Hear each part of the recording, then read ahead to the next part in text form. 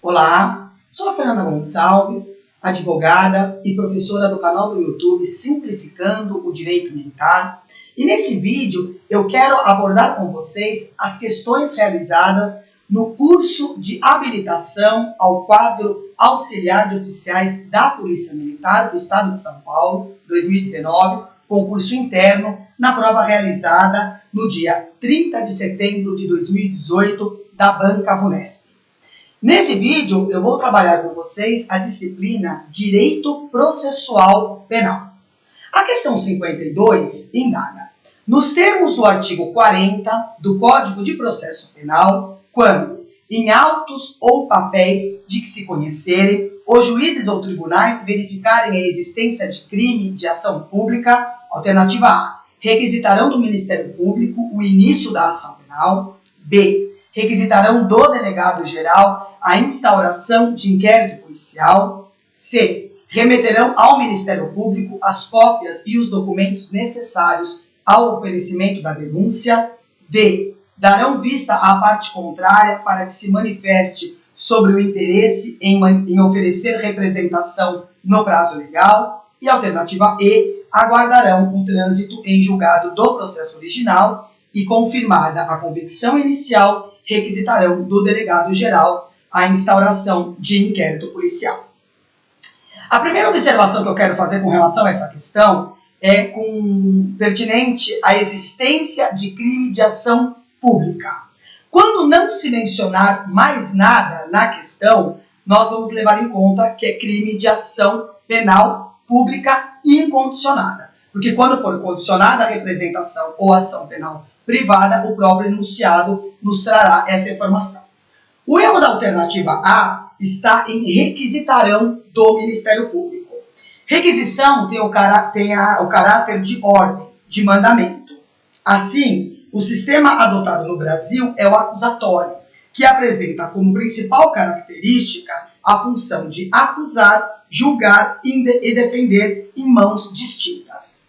Ademais, a própria Constituição Federal, em seu artigo 129, inciso 1º, estabelece que o Ministério Público é o titular da ação penal.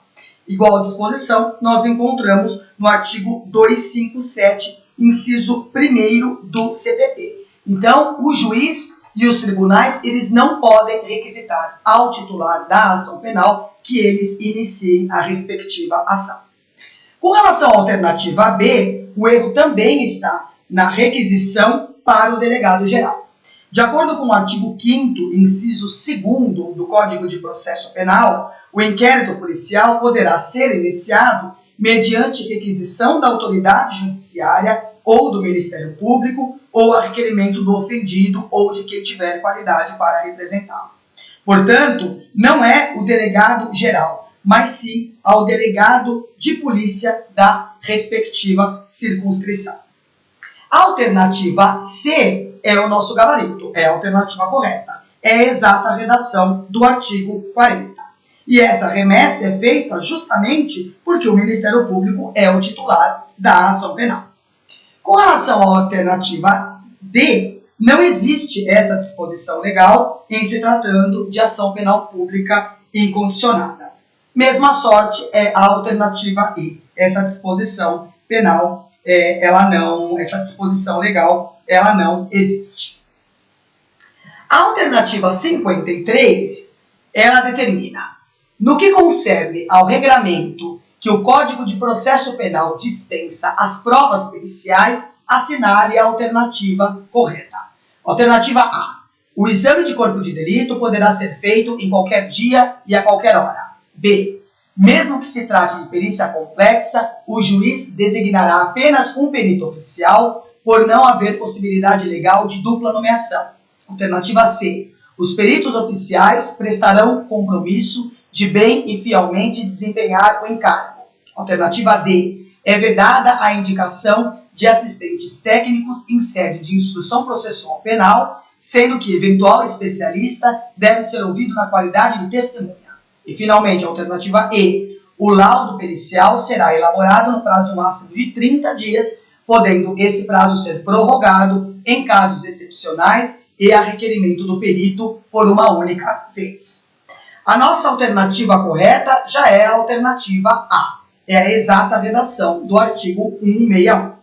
Com relação à alternativa B, existe a possibilidade de dupla nomeação na hipótese prevista no parágrafo 1º do artigo 159, que estabelece: na falta de perito oficial, o exame será realizado por 2 pessoas idôneas. E com relação à perícia complexa, que é determinada nessa alternativa, o parágrafo 7º deste mesmo artigo 159 nos autoriza, tratando-se de perícia complexa, que abranja mais de uma área de conhecimento especializado, poder-se-á designar a atuação de mais de um perito oficial e a parte indicar mais de um assistente técnico.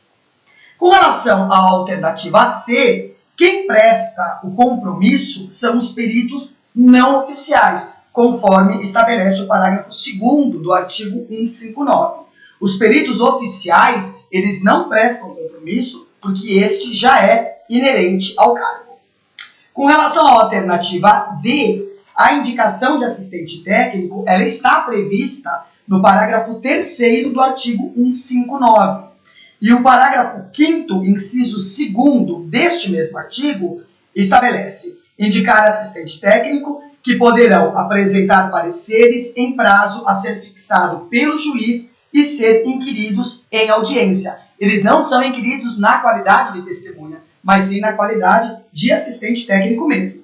Só lembrando que o assistente técnico é o profissional contratado e pago pela parte para representá-la na perícia, sendo uma pessoa de sua confiança.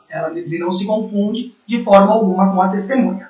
E a alternativa E, o erro está no prazo e na quantidade de prorrogações. O parágrafo único do artigo 160 determina: o laudo pericial será elaborado no prazo máximo de 10 dias, podendo este prazo ser prorrogado em casos excepcionais a requerimento dos peritos. E a última questão de processo penal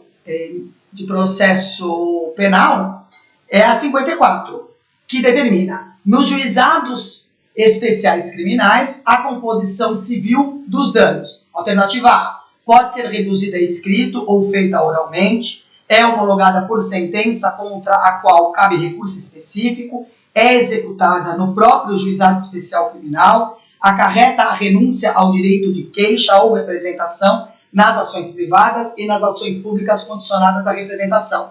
Alternativa B: pode ser reduzida a escrito ou feita oralmente, é homologada por sentença irrecorrível, tem eficácia de título a ser executado em juízo cível, acarreta a extinção da punibilidade de todas as acusações. Alternativa C: pode ser reduzida a escrito ou feita oralmente, é homologada por sentença irrecorrível, é executada pelo próprio juizado especial criminal, acarreta a extinção da punibilidade de todas as acusações. Alternativa D: deve ser reduzida a escrito, é homologada por sentença contra a qual cabe recurso específico, tem eficácia de título a ser executado em juízo cível, acarreta a renúncia ao direito de queixa ou representação nas ações privadas e nas públicas condicionadas à representação.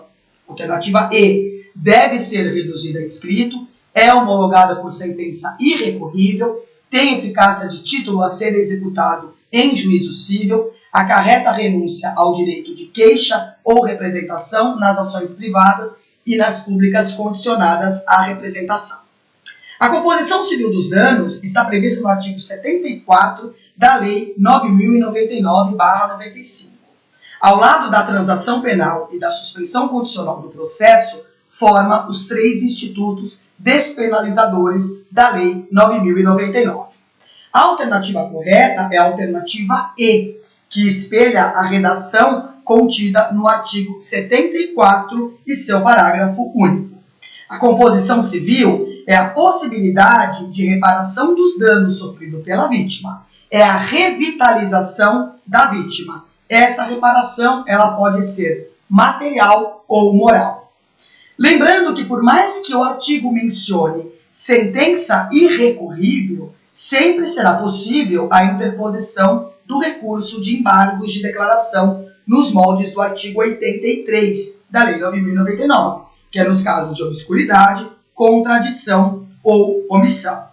E atenção, será possível o recurso de apelação da decisão que nega a homologação do acordo. Esses eram os comentários que eu tinha para fazer acerca da disciplina de Direito Processual Penal. Sempre lembrando que é tradição da Banca Vunesp cobrar a literalidade da lei. Então eu peço, por favor, que vocês tenham atenção a este detalhe. Desejo a todos bons estudos.